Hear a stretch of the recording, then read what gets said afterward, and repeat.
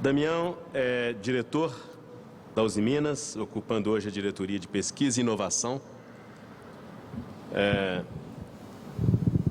Ele é doutor em desenvolvimento sustentável pela Universidade de Brasília, tem um MBA pelo ITA, em parceria com a ISPM, é mestre em sensoriamento remoto pelo INPE, o Instituto Nacional de Pesquisas Espaciais, e oficial aviador, é coronel da Aeronáutica, formado pela Academia da Força Aérea. Muito boa tarde a todos. Como é que volta isso aqui? Ok. Eu vou me permitir a retornar no capítulo de ontem, quando o professor Mirra fez uma leitura histórica sobre por que o Império Romano não traduziu em inovação a tecnologia que ele já tinha naquela época, cerca de um século antes da Revolução Industrial. Por que ele não fez a Revolução Industrial?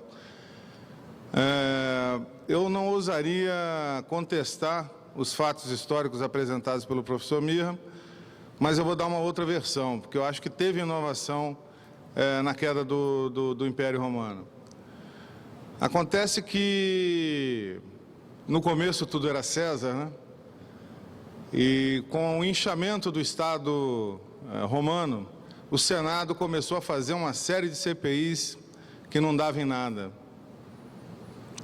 E essas CPIs que não deram em nada foram evoluindo, e com o tempo Roma ficou especializada em fazer pizza.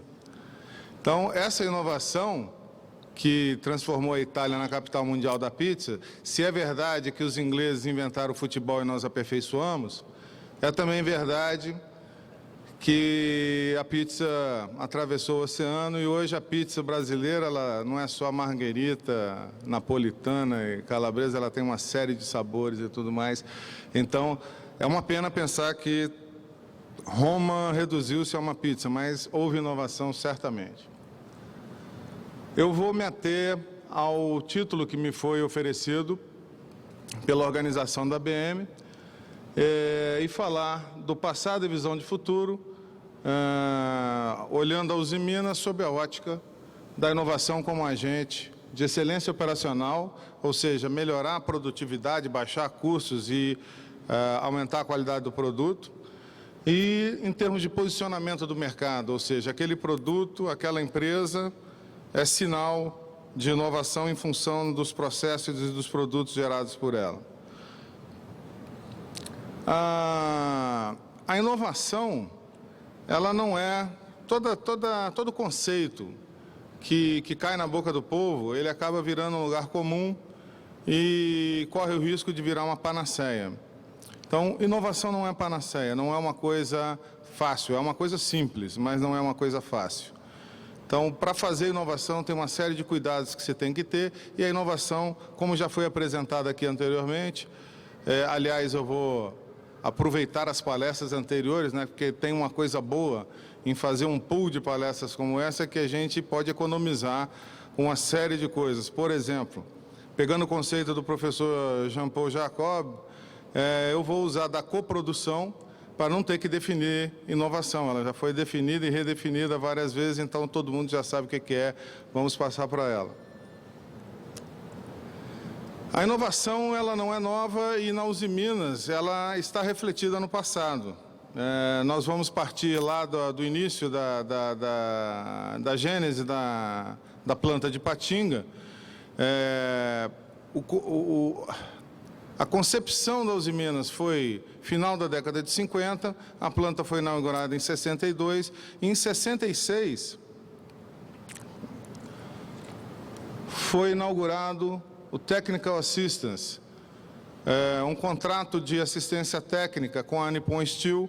Os japoneses estavam na gênese do processo, ou seja, desde o início, e a forma encontrada de se transferir tecnologia era a melhor forma de fazer duas culturas tão diferentes se reunirem em torno de um produto de qualidade que se sobressaísse do lado de cá do oceano. Ainda naquele passado, já não tão distante, foi criado o Centro de Pesquisas e Desenvolvimento, que eu diria, sem medo de errar, que é o mais bem aparatado nesse aspecto dentro na América. E, visando o futuro, vamos falar então do novo conceito dentro da empresa, que é a junção de pesquisa e inovação. Aliás, falando da diretoria de pesquisa e inovação, está todo mundo querendo ir para lá, porque nós somos muito inteligentes e muito ricos, pegando já uma carona na América, certo? Pesquisa, o pessoal traduz em inteligência, em conhecimento, e a inovação traduz em recurso, em dinheiro. Então, o pessoal da pesquisa e inovação lá é bastante afortunado nos dois, e aí está uma corrida atrás. Então, vamos falar então do Technical Assistance, desse contrato que veio já no começo trazer inovação para Usiminas. Em 1966 foi assinado o TA1, meados de setembro nós vamos reiniciar as negociações para a assinatura do TA7, que vai ser começado em 2010. E aí eu vou pegar a frase do nosso presidente de 1958 a 76, o Amário Lanari, que já dizia naquela época, abre aspas, a aquisição de know-how estrangeiro é a condição inicialmente necessária e servirá sempre como referência na evolução futura da tecnologia da empresa, razão pela qual, mesmo empresas tecnologicamente avançadas, negociam seu know-how umas com as outras. Nas palavras dele, ele estava traduzindo aí o conceito de Open Innovation, ou seja, existe uma série de conceitos, conhecimentos, tecnologias pré-competitivas ou competitivas que podem ser cooperadas, de novo, conceito de coprodução, para se chegar à frente da concorrência. O mesmo Amário Lanari, ele concebeu, criou, inaugurou o Centro de Pesquisas, isso em 1971. E já são quase 4 décadas. A gente sabe, já foi comentado aqui na palestra do IPEA, em outras palestras, é muito difícil num país como o Brasil se pagar um PhD para ele ficar dedicado 8 horas por dia, ou seja, durante toda a sua carga de trabalho, exclusivamente a melhorar produtos e processos, melhorar o resultado da empresa na qual ele trabalha. Normalmente está relegado ao esforço governamental de pesquisa. Então, na Usiminas, desde 71, isso é uma realidade, e agora nós vamos passar para uma situação que, quando a companhia foi criada no início da década de 60, Usiminas era sinônimo de Ipatinga. Então, esse centro de pesquisa foi feito para pesquisar e melhorar o aço de Ipatinga. Agora, com a criação da diretoria, nós temos uma nova realidade, é um grupo com 13 unidades de negócio, em diferentes faixas da cadeia produtiva, e não estão em Ipatinga todas elas. Então, um centro de pesquisa lá, ele não vai se resumir a fazer pesquisas para a planta de Ipatinga.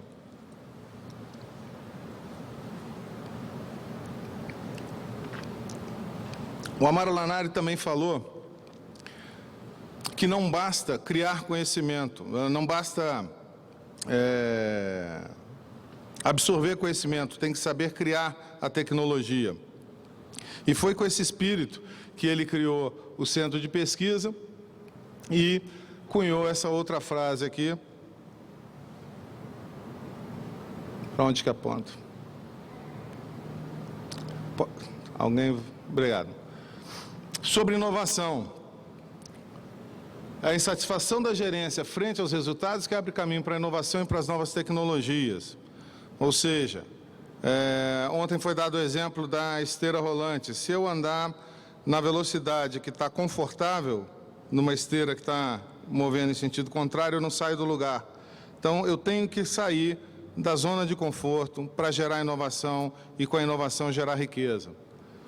Com isso, nós migramos daquele passado e, na mudança organizacional que foi iniciada em meados do ano passado, nós passamos para a visão de futuro no que diz respeito à inovação do nosso negócio. Eu não vou, como eu disse, voltar a conceitos, então simplesmente eu vou migrar pelos conceitos, pelos aspectos que são necessários na implantação da inovação em qualquer negócio, do alfinete ao foguete, qualquer tipo de negócio. É fundamental que a inovação esteja alinhada à estratégia do negócio. Não pode haver uma estratégia corporativa e um laboratório tentando fazer uma invenção que não seja inovação. A inovação tem que ser percebida por todos da organização como parte integrante do negócio, não um acessório, não algo bom de se ter, porque está na moda.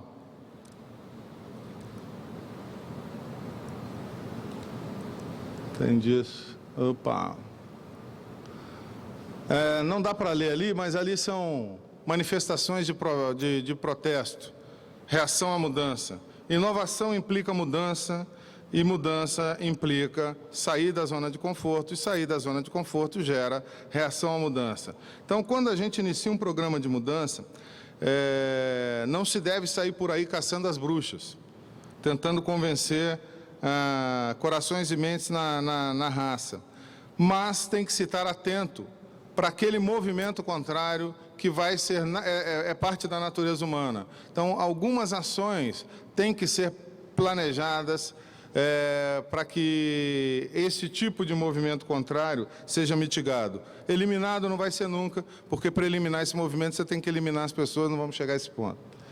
Não há inovação a qualquer custo. Próximo, por favor. Eu vou pedir no... Outra coisa é que a inovação, ela não acontece... ela acontece dentro de casa, mas ela não vai muito longe. Vai ser uma inovação, eventualmente, incremental. Para que ela seja uma inovação que gere sustentabilidade, essa inovação tem que estar sustentada por uma rede, e uma rede que extrapole os limites da organização. Próximo, por favor. Tem que haver um equilíbrio entre criatividade e captura de valor. Sempre que se fala em inovação, logo vem à mente o conceito de criatividade, de ambiente zen, o bar dos japoneses, mas não basta. Por exemplo, num centro de pesquisa como o nosso, é importante lembrar para os pesquisadores que não necessariamente a ideia mais sofisticada, mais elaborada, é a que vai dar o maior retorno. Às vezes, uma ideia simples pode alavancar muito se colocada em determinado ponto do processo, cujo resultado vai provocar muitos ganhos. Eu sempre lembro, o negócio da siderurgia é um negócio do tipo KMG, né? Quilo, mega, giga. São milhares de pessoas produzindo milhões de toneladas, faturando bilhões de reais. Quanto mais no início da cadeia eu interferir, maior a alavanca final. Por favor. Tem que haver métricas e tem que haver recompensas no processo de inovação, porque enquanto na pesquisa a gente busca premeditadamente inovar, por meio de estudo sistematizado, o método científico o mais rigoroso possível, quando a gente vai para iniciativas de inovação, nós vamos permear toda a organização. E aí nós saímos daquele ambiente estritamente de pesquisa e vamos procurar inovação onde ela está. Bem a Milton Nascimento, o artista tem que procurar, tem que ir onde o povo está. E se a gente provoca essa onda e não premia e não reconhece, a frustração vai gerar um tsunami em sentido contrário. A frustração vai ser muito grande, pode matar qualquer iniciativa de inovação. E, por fim, todos esses aspectos que não esgotam não encerram o assunto inovação, a gente vai ver sempre alguma faceta diferente de algo que deve ser observado, por favor. Essas iniciativas, esses aspectos têm que estar permeados por uma liderança compartilhada. Então, eu vou passar muito rapidamente sobre as iniciativas que a Uzi Minas toma em cada um desses aspectos para que a inovação ganhe corpo e sustentabilidade. Por favor. Em primeiro lugar, o alinhamento estratégico. Vamos lá, próximo. Como eu disse, não é mais a planta de Ipatinga exclusivamente. São 13 unidades de negócio em diferentes segmentos da cadeia, que vão desde a mina até a engenharia de aplicação, passando por questões ligadas a ambiente e energia, por exemplo. Então, a forma que se vai inovar, ela vai praticamente estabelecer como a gente pretende, como a gente pode, como a gente deve inovar. Próximo. Mais uma. As iniciativas de inovação permeiam toda a Uzi Minas. Eu vou comentar depois numa frase de Peter Drucker que reflete bem isso aí. É fundamental que qualquer negócio, desde a padaria da esquina até uma Toyota, tem que ter inovação, porque senão a empresa não dura. Por favor. No caso da Uzi Minas, uma empresa de cultura muito arraigada, mais de 40 anos, numa mesma linha, fazendo a inovação, por falta de uma palavra melhor, bidimensional, ou seja, aquela de dentro de casa, ou principalmente pela interação com os japoneses. Nós iniciamos recentemente um programa de cultura organizacional, onde os valores que se querem ver disseminados estão sendo incutidos aos poucos. Por favor. Dentro da diretoria de pesquisa e inovação, não está restrito a ela, a iniciativa está com ela, a responsabilidade está com ela. Nós temos um programa extenso de tecnologia, de parcerias tecnológicas e acadêmicas, e essas parcerias, seja com quem for, seja com a academia, seja com outra empresa, seja com um ICT governamental, ela é tratada como um projeto. Então, é uma via de mão dupla, e essa parceria vai ter que gerar entregáveis a um determinado tempo, e uma vez encerrado aquele conjunto de metas, aquele conjunto de objetivos, ela não necessariamente tem que morrer, mas ela tem que se reinventar, tem que passar para uma fase seguinte, tem que evoluir, tem que saltar, tem que gerar ganho. Por favor. No caso dos projetos de pesquisa, nós não pretendemos concorrer ao Nobel de Siderurgia, não vamos inventar nada século 25. Nossos projetos, eles são orientados para o negócio, então eles são avaliados, porque os nossos recursos, obviamente, são finitos, graças a Deus, senão não haveria muita zona de conforto e não haveria inovação, mas como os recursos humanos, materiais, financeiros, tempo, eles são finitos, então nós temos que priorizar qual projeto vai nascer, qual projeto vai continuar, e aí ele vai ser tratado por orientação ao negócio, por resultado esperado, planejado. Por favor. O programa Bolsa de Ideias, que foi iniciado no ano passado, vai iniciar em setembro a sua terceira temporada. Ele está evoluindo, está se tornando automatizado, e o resultado tem sido o melhor possível. A participação é massiva, as ideias são do arco da velha, nos anima a continuar cada vez mais. Na verdade, ele gerou filhotes maiores do que ele, diga-se de passagem. Tem um outro projeto de ideias, um programa de ideias chamado Produtividade e Ação, que com a crise houve uma necessidade muito grande de reduzir custos e melhor. No começo era produtividade e ação, depois ficou mais para produtividade e menos para ação, no sentido de reduzir custos, para que e a captura já foi superior à ordem de grandeza do bilhão, né? Por favor.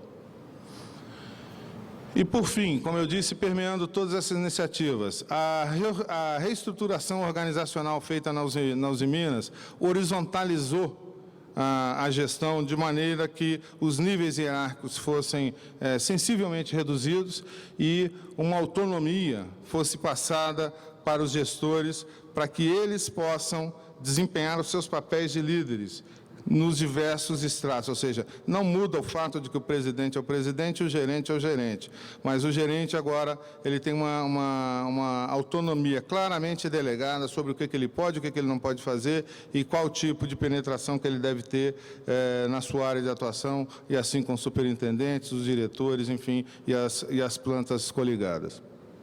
Por favor. Com isso, como eu disse,